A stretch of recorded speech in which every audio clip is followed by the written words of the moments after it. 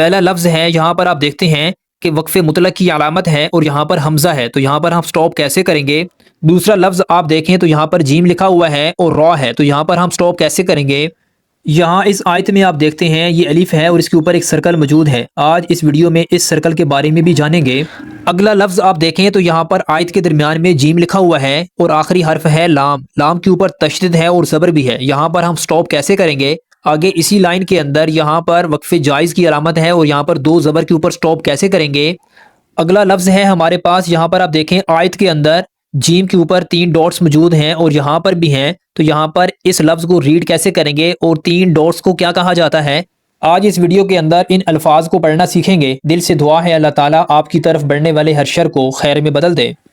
اعوذ باللہ من الشیطان الرجیم، بسم اللہ الرحمن الرحیم۔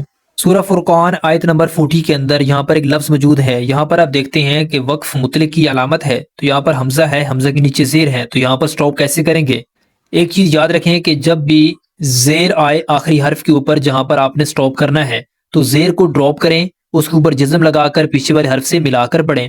تو یہاں پر ایک اور چیز بھی یاد رکھیں کہ سین کو ہم نے ملانا ہے واو اور حمزہ کے ساتھ، کیونکہ حمزہ کے اوپر ہم نے جزم لگایا ہے سٹاپ کرنے کی صورت میں، سین واو حمزہ زبر سو، تو یہاں پر سو نہیں کہنا، سو پڑھنا ہے۔ تو پیچھے سے کیسے پڑھیں گے اس کو؟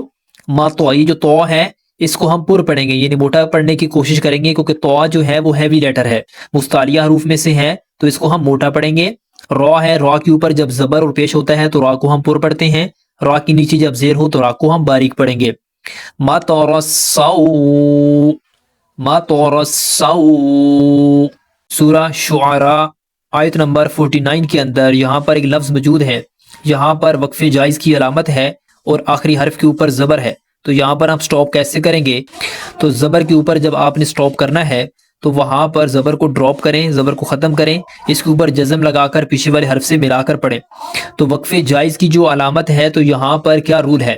یہاں پر سٹاپ کرنا بہتر ہے اور ملا کر پڑھنا جائز ہے، یعنی کہ دونوں صورتوں میں ٹھیک ہے۔ اگر آپ ملا کر پڑھتے ہیں تو بھی ٹھیک ہے، تو اگر آپ یہاں پر سٹاپ کرتے ہیں تو پھر بھی ٹھیک ہے۔ تو یہاں پر ہم سٹاپ کریں گے تو را کے اوپر جزم لگایا، پیچھے والے حرف سے ہم ملا کر پڑھیں گے، سین کو ہم ہا اور را کے ساتھ ایک ساتھ ملا کر پڑھیں گے۔ تو جب یہاں پر آپ سٹاپ کریں گے تو پیچھے والے حرف سے جب ملائیں گے تو را کو بھی آپ نے ظاہر کرنا ہے، جب آپ نے ملا کر سٹاپ کرنا ہے تو کیسے ریڈ کریں گے؟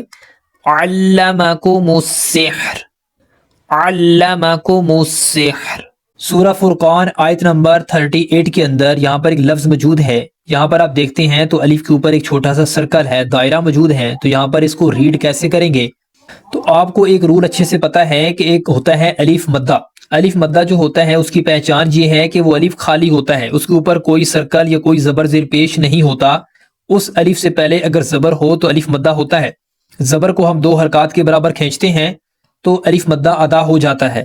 تو لیکن یہاں پر یہ الف اس کے اوپر سرکل ہے تو یہاں پر یہ الف نہیں پڑھا جائے گا، پوری طرح خاموش رہے گا، جسٹ ہم دال کے اوپر زبر پڑھیں گے اور پھر آگے ملا کر پڑھیں گے، یعنی کہ یہاں پر دال کے اوپر زبر کو پڑھا جائے گا، لمبا نہیں کیا جائے گا۔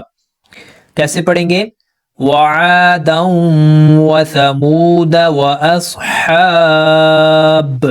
وَعَادًا وَثَمُودَ وَأَصْحَابَ۔ تو یہاں پر جسٹ ہم نے ادا کرنا ہے، اس کو لمبا نہیں کرنا۔ سورہ فرقان آیت نمبر 45 کے اندر یہ لفظ موجود ہے، تو یہاں پر اگر ہم سٹاپ کریں گے تو کیسے رکیں گے؟ اگر ہم ملا کر پڑھیں گے تو کیسے پڑھیں گے؟